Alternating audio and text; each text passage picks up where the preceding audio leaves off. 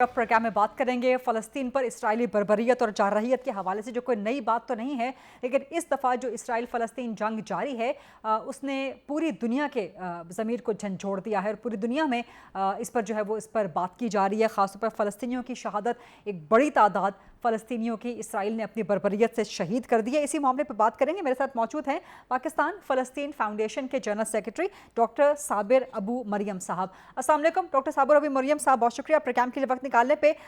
फ़लस्तीन पे इसराइली बर्बरियत कोई नई बात तो नहीं है। कई दहाइयों से सहूनी फ़ौज मासूम फ़लस्तीनियों पे जुल्म के पहाड़ तोड़ रही है और कब्ज़ा अपना मज़ीद से मज़ीद बढ़ाने के मज़मूम मकासद में आगे से आगे बढ़ रही है।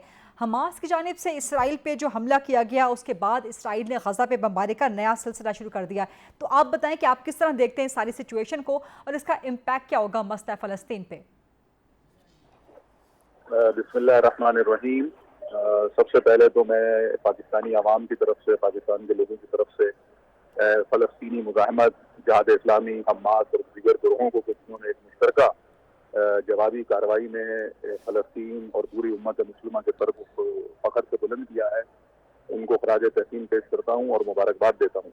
दूसरी बात, जैसा कि आपने अपने सवाल में ही कहा है कि ये मसला कई दहाइयों से है, यकीनन एक सेंचुरी हो चुकी है 1917 बैलफोर डिक्लेरेशन से अब तक 100 साल तारीख है और इस 100 साल तारीख में फ़लस्तीनियों पर बेपनाह मजालिम हुए हैं। फ़लस्तीनियों को घरों से निकाला गया, उनके ज़मीनों पर कब्जा किया गया, उन पर जुल्म जबर किया गया, कत्ल गारत की गई, ख़वातीन की बेहुरमती की गई, बच्चों को जेलों में बंद किया गया, ख़वातीन को जेलों में बंद किया गया, हत्ता कि यहाँ तक मस्जिद अक्सा जो क़िबला अव्वल है उस पर मुसलसल हमले किए गए, उसकी तौहीन की गई। और हाल ही में 1 महीने से मुसलसल मस्जिद अक्सा पर हमले किए जा रहे थे। गासिब सहूनी आबादकार मस्जिद की तौहीन कर रहे थे। ये क़िबला अव्वल है, ये हमारे लिए मुकद्दस है, एक मुकद्दस मकाम है। तो लिहाजा ये वो बैकग्राउंड है जिसने फ़लस्तीनी मुज़ाहमत को, जो कि पत्थरों से एक ज़माने में शुरू हुई थी और आज इस कुदरतमंद हो चुकी है कि उन्होंने आज रॉकेटों से और बैक वक्त उन्होंने 4 घंटे के ऑपरेशन में, जिसको तूफान अल अक्सा का नाम दिया है, आप देखिए ये 4 घंटे का ऑपरेशन था और इस 4 घंटे में उन्होंने 5000 रॉकेट फायर किए हैं।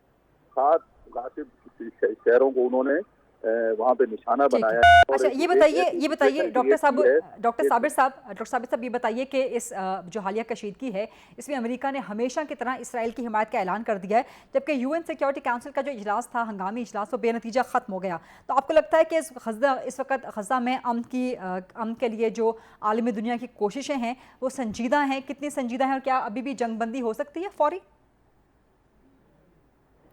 देखिए, सबसे पहले तो मैं अक़वाम मुत्तहिदा की सलामती कौंसिल के बारे में कहता हूँ कि अगर अक़वाम मुत्तहिदा कोई संजीदा काम करना चाहती थी तो 75 ईयर्स बहुत थे, 1945 से अक़वाम मुत्तहिदा काम कर रही है, तो उसने क्यों फ़लस्तीन को जो है वो मकबूजा होने दिया, क्यों फ़लस्तीन पर कासिब इसराइल का तसल्लुत कायम होने दिया? और फिर मुसलसल 200 से ज़्यादा रेजोल्यूशन जो है वो यूनाइटेड नेशन के अंदर फ़लस्तीन के हक में मौजूद है। क्या एक पर भी आज तक अमल करवा सकी है यूनाइटेड नेशन? तो मैं समझता हूँ यूनाइटेड नेशन तो अपनी क्रेडिबिलिटी बहुत पहले खो चुकी है।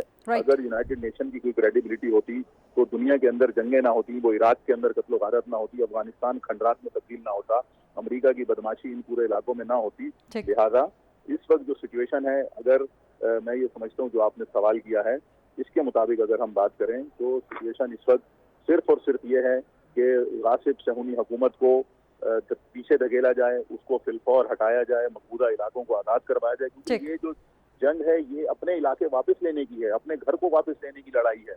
तो वो फ़लस्तीनी अपने मकबूजा इलाकों को आज़ाद कर रहे हैं और ये होता रहेगा। इसको मेरा ख्याल है ये उस वक्त तक अपने मंतकी अंजाम तक नहीं पहुंचेगी जब तक के गासिब रियासत मकबूजा इलाकों से पीछे नहीं हटती और दीगर चीज़ों से नहीं हटती।